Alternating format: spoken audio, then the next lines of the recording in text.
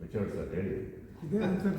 ಚಿತ್ರರಂಗದಲ್ಲಿ ಉಪೇಂದ್ರ ಸರ್ ಇದ್ದಾರೆ, ಶಿವಣ್ಣ ಇದ್ದಾರೆ, ದುನಿಯಾ ವಿಜಿ ಇದ್ದಾರೆ, ಗೋಲ್ಡನ್ ಸ್ಟಾರ್ ಇದ್ದಾರೆ, ರಿಷಬ್ ಶೆಟ್ಟಿ ಇದ್ದಾರೆ, ರಕ್ಷಿತ್ ಶೆಟ್ಟಿ ಇದ್ದಾರೆ, ಧ್ರುವ ಸರ್ಜಾ ಅವರಿದ್ದಾರೆ, ಯಶ್ ಇದ್ದಾರೆ.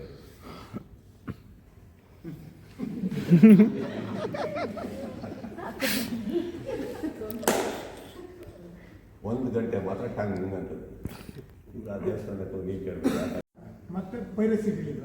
3 ಪ್ರಶ್ನೆಗಳು ನಮಗೆ ಕಾಡ್ತವೆ. ಈಗ ನಿಮ್ಮ ಎಷ್ಟು ಮೆಚೋರ್ಡ್ ನೀವು ಮೆಚೋರ್ತಾರೆ ಬುದ್ಧಿದಲ್ಲ.